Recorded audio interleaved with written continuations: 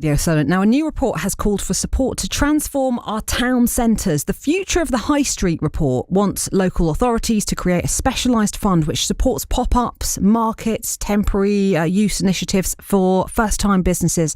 The Federation of Small Businesses says that those measures would encourage new ventures and help them set up on the high street. The report also highlights the need for well-maintained and accessible modern public toilets, plus family-friendly services like creche facilities on our high streets. Well, to tell us a bit more, I'm joined by Nikki Kildun, who is the Development Manager for the Federation of Small Businesses in Hampshire, Dorset and the Isle of Wight. Hello, good afternoon, Nikki. Good afternoon, Lucy.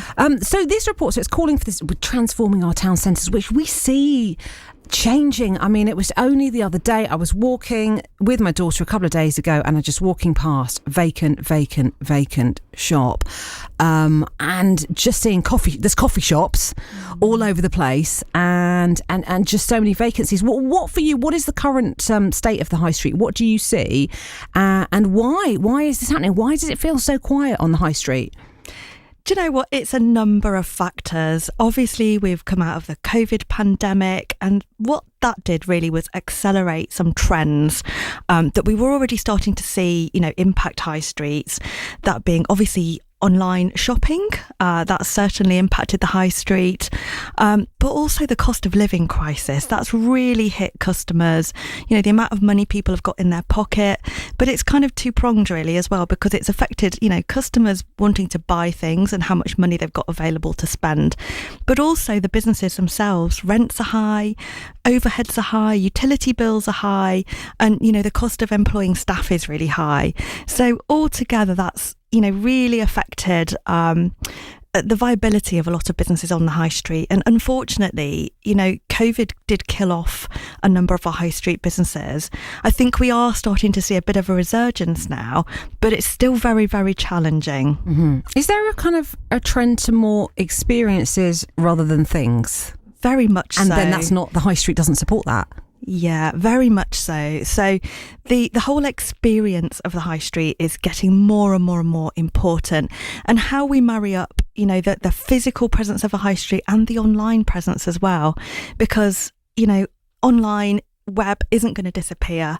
It's something that, we need businesses to really embrace, and we've got lots and lots of businesses that are doing that really well. And certainly the COVID pandemic really, saw lots of businesses, do innovative things, and that was really good. But that's got to continue, and there's still a lot to be done, I think, with businesses, getting on board with what they can do with the digital world. Because in your report you're saying accessible modern public toilets, family-friendly services, creches. How is that going to breathe life into the high street?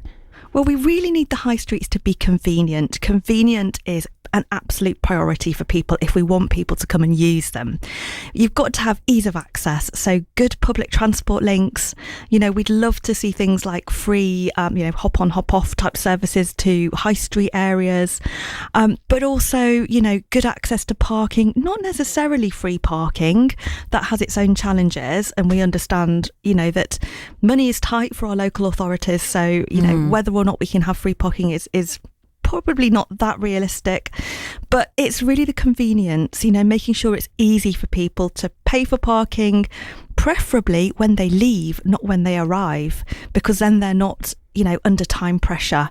So we want them to stay as long as possible on the high street. And convenience is a really important. Public toilets, disability access, baby changing facilities, all of those sort of things are important. Do you know, recently we met traders from Bournemouth, the centre of Bournemouth, and they were saying that they're doing this initiative. They're paying their customers parking fee, talking about parking, to encourage them, for that not to be a disincentive for them to come in.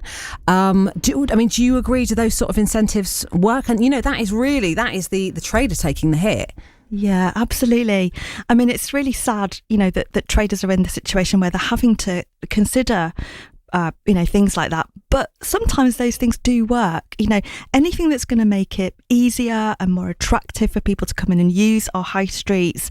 And that's, village high streets, town high streets and city centre high streets.